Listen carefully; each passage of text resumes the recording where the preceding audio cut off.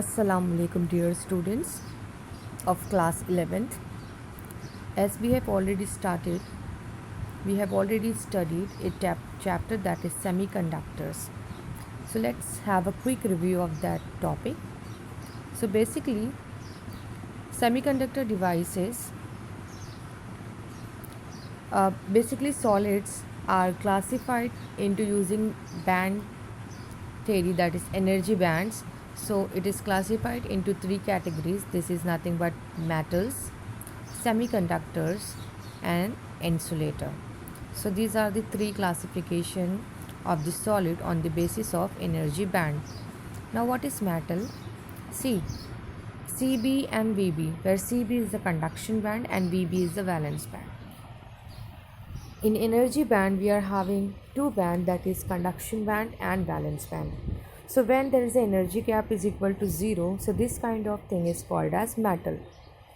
Similarly, come to the insulator. As you can see here, the distance between the valence band, that is Wb, and conduction band, that is Cb, that is the distance between them is nothing but called as energy gap, that is Eg. So when Eg is greater than 5 electron volt, so this will come into the category of the insulator. So we have seen what is metal when Eg is equal to 0. That means both the band, that is conduction band and valence band, will be overlap each other. As you can see here, this is the sign of the overlapping, and when the energy gap is greater than 5 electron volts, so this is the insulator. So what about the semiconductor? As you can see in this diagram, the energy gap between conduction band and the valence band will be approximately 1 electron volt, so it will become into the category of the semiconductor. So basically elements of group 4, that is valence is nothing but 4, it will become into the semiconductor. That group, the element belongs to that group, will be nothing but semiconductors. Now as you can see here, the conduction band and the valence band, further at T is equal to 0, that is 0 Kelvin, if it is 0 Kelvin, so we'll have, see, as you can see here, the particle will be in the only valence band, they will not conduct, but when at room temperature they will start conducting. So this is all regarding the semiconductor.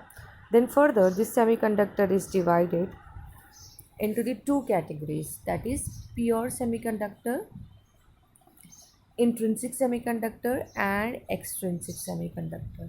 Now what is intrinsic semiconductor? A pure semiconductor is called as intrinsic semiconductor. So what will be the extrinsic semiconductor? Yes, semiconductor with impurities, it is called as extrinsic semiconductor. So let's see the intrinsic semiconductor.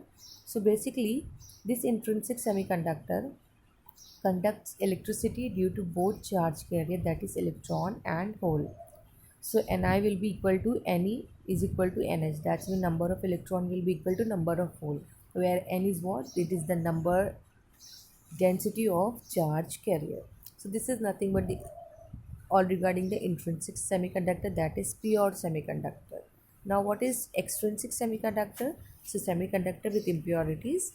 So further, this extrinsic semiconductor is divided into the two parts, that is p-type semiconductor and n-type semiconductor. So what is p-type of semiconductor? Where the number of hole is greater than the number of electron. Now what is the dopant here? A trivalent will be the dopant, and this will be uh, accepted quantity. See, a p-type semiconductor, basically it is what? When a pure semiconductor is doped with a trivalent impurity. So the impurity that we are going to add to the pure semiconductor, this impurity is called as dopant. So what is the dopant here? A trivalent impurity. And example, boron, aluminium, indium, etc.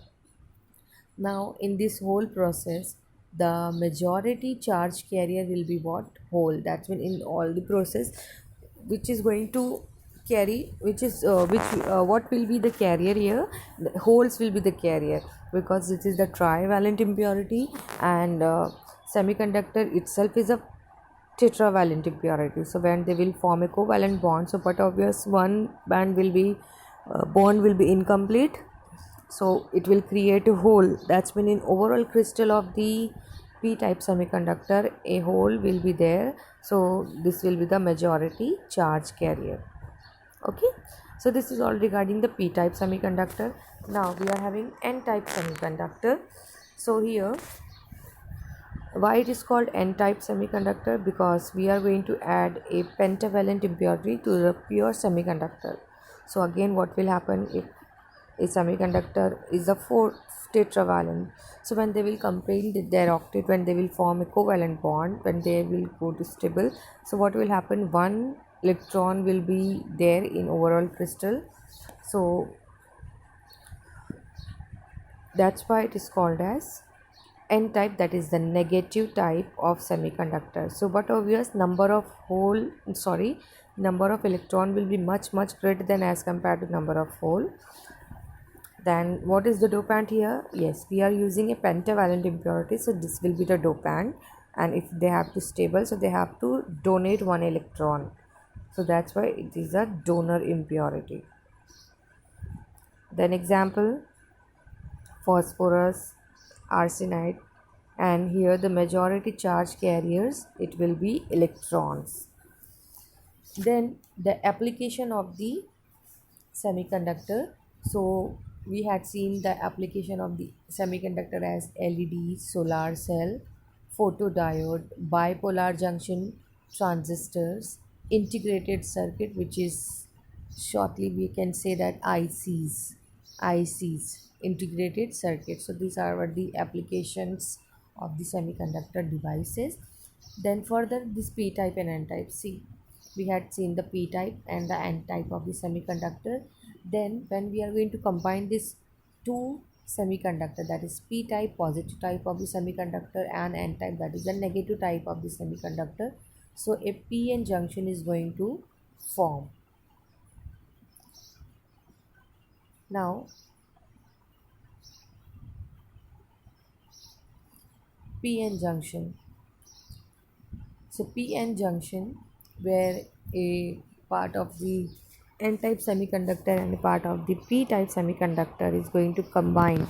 So the wall that will create between these two, it will be called as junction, and this junction will be p-n junction. So this is the half part of the semiconductor chapter, that is I had already explained you.